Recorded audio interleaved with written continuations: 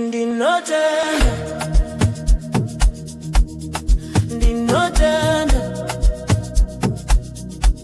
andina zvese asi ndinokutenda Mwari, moyo wangu uzere nekutenda. Ndamuka nyasi ndichifema, ndaona chiedza chezuva. Zvimwe zvandinoshuvira handina, asi upenyu handinawo. Chipo ndinokutenda iwe. Pane vanoshaya zvandinazvo, ini ndichiri kufamba ndakasimba. Saka nyasi handichemiwo, asi ndinosimudza izvi ndichitenda. Handina zvese zvandinoda, asi ndine kutenda kukuru. Moyo wangu unofara nekutenda, nekutenda kwamuri Mwari. Handina zvese asi ndinotenda, zvandinazvo zvinondikwanira. Mwari ndinokutenda, ndinotenda. Moyo wangu uzere nemufaro. Ndiri kutamba, kutenda kusina magumo. Kutamba saDavhidha. Mwari munondichengeta.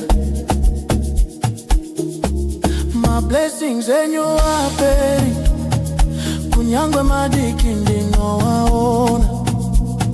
Muri yangu, upenyu wangu, zvose izvi zvikomborero zvenyu.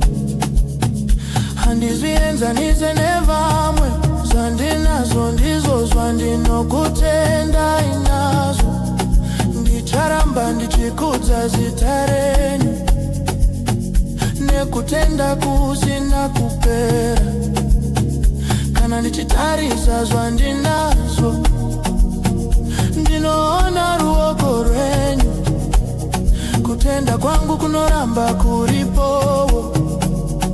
Handina zvese asi ndinotenda, zvandinazvo zvinondikwanira. Mwari ndinokutenda, ndinotenda. Moyo wangu uzere nemufaro.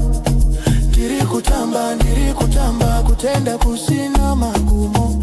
Kutamba saDavhidha. Mwari munondichengeta.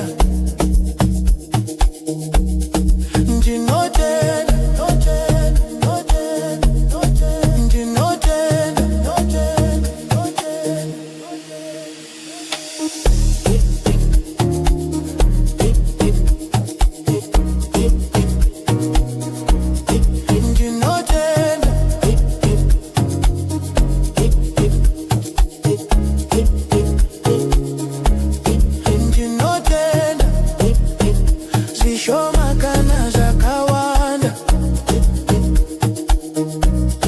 Ndinotenda.